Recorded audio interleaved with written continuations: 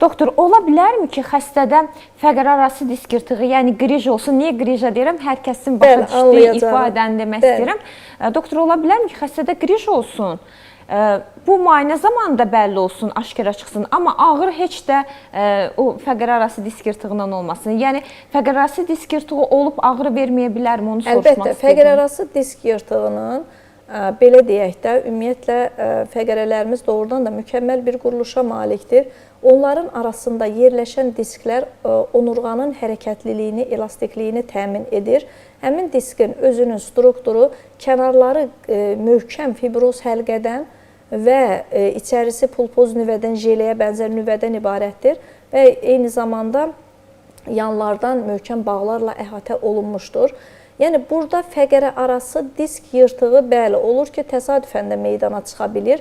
Çünki əgər yırtığın yerləşmə yerindən asılıdır, əgər yırtığın, yəni burada yırtığın ölçüsündən qətiyyən ağrıların heç bir əlaqəsi yoxdur, əməliyyata qərar verim, verməyim deyə bunun ölçüsünün heç bir önəmi yoxdur. Yoxdur, doktor. Qətiyyən yoxdur. Yəni, məndə böyük ölçüdə bir yırtıq var, mən mütləq əməliyyata getməliyəm. Qətiyyən belə deyir. Burada həmin yırtığın yerləşmə yeri sinir kökçüyünü nə qədər sıxır, verdiyi fəsad və verdiyi kliniki nevroloji itkilər önəmlidir. Bəzən mənə müayinə göndərirlər, ya telefonda mı, WhatsApp-la mı? Doktor, bunu müalicə edə bilərsinizmi? Böyük ölçüdə bir yırtıqdır. Deyirəm, burada mütləq xəstənin özü müayinə olunmalıdır.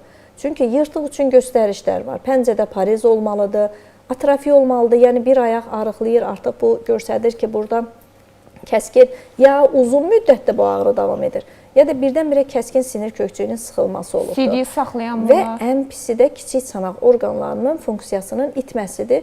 Dediyiniz kimi sidik saxlamamazlıq, sidiyə getməmə, ləngimə və s. kimi hallardır və ağrının şiddəti, ağrının davamiyyəti.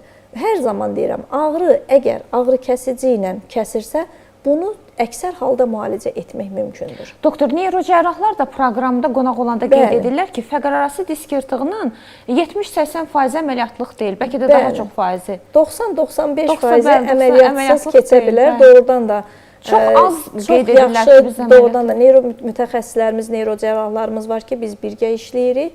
Yəni, mən sadəcə olaraq biraz mübahisəli, biraz qaranlıq qalan məqam ola bilər ki, doğrudanmı bu müalicəyə sinir kökçüyü sıxılır, bir tərəfi tamamilə tutubdur, amma xəstədə çox da nevroloji itkilər yoxdur. Və bu zaman bir neyrocərrahın konsultasiyasına ehtiyacımız olur. O bizə rəy versin ki, doktor narahat olmayın, ürəklə götürün müalicə edin, burada nəticə almaq olar və əks təqdirdə bir neçə gün dinamika edirik, izləyirik, müalicəyə cavab vermərsə o halda hər hansı bir əməliyyat tövsiyə oluna bilər.